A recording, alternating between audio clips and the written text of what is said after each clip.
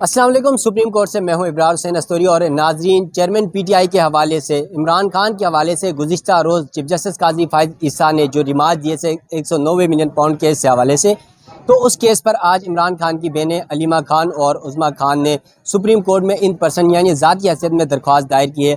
हमारे साथ पाकिस्तान तहरीक इंसाफ की खातून वकील मौजूद हैं और इन्होंने आज खास तौर पर इस एप्लीकेशन की तैयारी में बड़ा किरदार अदा किया। आज पीटीआई का यहाँ पर सुबह कोई वकील मौजूद नहीं था जब इमरान खान की बहनें सुप्रीम कोर्ट पहुंची। तो आयशा खालिद हमारे साथ मौजूद है। आयशा खालिद ये बताएगा कि आज एप्लीकेशन जो आपने तैयार की है उस्मा खान और अलीमा खान के साथ, उस दरख्वास्त में क्या मौक़िफ़ इख्तियार किया चीफ जस्टिस काजी फायद ईसा के हवाले से? अच्छा, सबसे पहले तो जैसे कल काजी फ़ायज़ ईसा साहब ने जो मोनाल का केस था, उसके अंदर अपनी तो कुछ अपना जस्ट उन्होंने बताया, रिमार्क्स दिए कि अल कादिर के रिलेटेड रिमार्क्स दिए थे। कुछ बिल्डर्स हैं और ये हुकूमत की सहूलतकारियाँ हो रही हैं, ये एक्स्ट्रा उन्होंने रिमार्क्स दिए थे। अच्छा, उनके रिमार्क्स से रिलेटेड में जो उनकी सिस्टर्स हैं इमरान खान साहब की, वो आज एक एप्लीकेशन लेके आई थी जो कि इन पर्सन उन्होंने दी हैं। अलीमा खान ने और उनकी सिस्टर ने, उस्मा खान ने, इन दोनों ने इन पर्सन दी हैं और उन्होंने उन्होंने काजी फ़ायज़ ईसा साहब के नाम एक तो स्पेशली एक एप्लीकेशन दी है और उन्होंने उन्होंने बाकायदा किया है कि जो कल आपने रिमार्क्स दिए हैं, क्योंकि अल कादिर जो केस है वो अंडर ट्रायल है ऑलरेडी अडयाला जेल में। तो उनका ये कहना था, मौक़िफ़ यही था कि जो एक ऑलरेडी इस केस में मामला ज़ेर इल्तवा होते हैं या ज़ेर समाअत होते हैं, तो उसके अगेंस्ट उनसे ये बात नहीं करनी चाहिए थी, क्योंकि काज़ी फ़ायज़ ईसा साहब का ये बात करना बहुत बड़ी बात थी। उन्होंने अपना माइंड एक वर्डिक्ट दे दिया और अपना माइंड डिस्क्लोज़ कर दिया कि नेक्स्ट क्या होना चाहिए। और जितने भी अगर देखा जाए जो जितने एक काज़ी फ़ायज़ ईसा अगर चीफ़ जस्टिस ऑफ पाकिस्तान है, वो अगर ये बयानियाँ दे रही हैं, तो जितने उनके नीचे सबऑर्डिनेट जजेस होंगे वो उनको फॉलो करेंगे। तो उनका मौक़िफ़ ये था कि जो उन्होंने ऑब्ज़र्वेशन दी हैं, इन ऑब्ज़र्वेशन को ये विथड्रॉ करें। और सुप्रीम जुडिशल काउंसिल में भी हमारा था कि हम सुप्रीम जुडिशल काउंसिल में जाते हैं, लेकिन सुप्रीम जुडिशल काउंसिल का प्रोसेस होते हुए थोड़ा सा टाइम था। और जैसे कि अलीमा आपा ने अभी प्रेस कॉन्फ्रेंस भी की, उन्होंने इस चीज़ को कोट किया था, हमारे पास इतना टाइम नहीं था। 2 मंथ्स के अंदर अंदर इनकी, आपको पता है कि काजी फ़ायज़ ईसा साहब की जो एक्स्ट्रा रिटायरमेंट है वो एक्सपेक्टेड है। तो हो सकता है कि सुप्रीम जुडिशल काउंसिल उस वक़्त तक ना हो सके, तो दैट्स व्हाई उन्होंने कहा कि हम लोग इमीडिएट एक एप्लीकेशन देते हैं।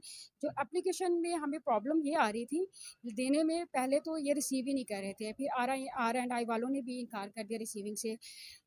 देन हमने रजिस्ट्रार ऑफिस ने भी इनकार कर दिया। जी, रजिस्ट्रार ऑफिस ने भी इनकार किया, जो आर एंड आई ने भी इनकार कर दिया, कोई भी ये रिसीव नहीं कर रहे थे। एट द एंड फिर हम लोगों ने इन्हें पोस्ट किया, पोस्ट डाकखाने ऑफिस से। का, तो जी, डाकखाने से पोस्ट किया काजी फ़ायज़ ईसा साहब के नाम। एंड उसके बाद हमने फिर रिक्वेस्ट करवा करके आर एंड आई में एट द एंड फिर उन्हें भी हम लोगों ने रिसीविंग करवा दी है। अब देखते हैं, वेट करते हैं कि काजी साहब कब तक बुलाते हैं अलीमा आपा को इन पर्सन।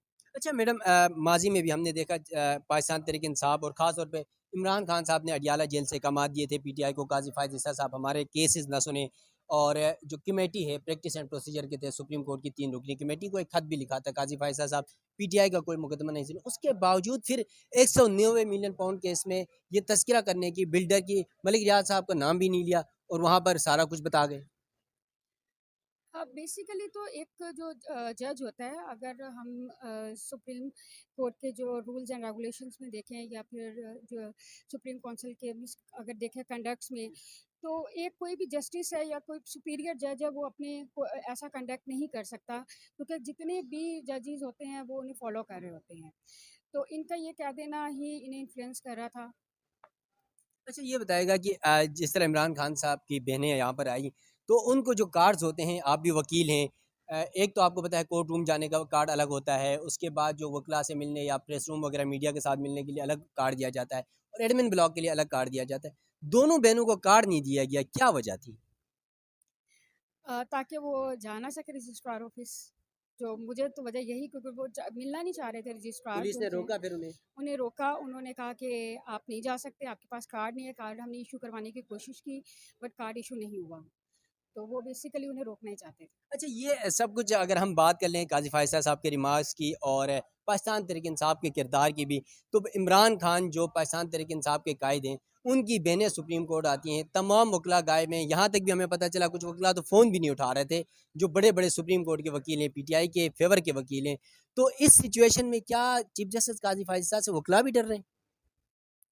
अ, ऐसा नहीं है, कुछ हो सकता है कि अपने-अपने केसेस में कहीं बिज़ी होंगे, तो इस वजह से हो सकता है टाइमिंग मैच ना कर रही हो। कहाँ थे सारे वकला पीटीआई के जो बड़े बड़े नाम थे? लतीफ़ खोसा साहब हैं, शुएब शाहीन साहब हैं, इसके अलावा अली हाँ, ज़फ़र साहब एक्चुअली हैं। एक्चुअली ये इन पर्सन आई हैं, दैट्स व्हाई। ये खुद अपने जो इन पर्सन का मतलब यही होता है कि इन्होंने अपने नाम से ज़ाती हैसियत में ये आई हैं। तो इस वजह से बाकी लॉयर्स को उन्होंने फिर तो फिर इन्वॉल्व ये नहीं किया। मैनेजमेंट कैसे हुआ कि दोनों बहनें आई यहाँ सुबह 8:30 बजे से अभी तक 12 बजे तक यहाँ पर रुकी रहीं और दरख्वास्त इस दौरान तैयार की गई? क्या ये प्लानिंग अचानक हुई या किसी के कहने पे हुआ? पहले ये सारी प्लानिंग क्यों नहीं की गई? दरख्वास्त क्यों नहीं बनाई? देखिए, कल ही जैसे आपको पता है कि ये मामला हुआ ही कल है, तो 1 दिन के अंदर फिर एक एप्लीकेशन को देखना, कुछ लीगल चीज़ों को भी देखना पड़ता है। उसको देख के उसके बाद ही फिर ये फाइल होती है एप्लीकेशन। तो क्या उम्मीद है काजी फैसल साहब इस एप्लीकेशन को एंटरटेन करेंगे?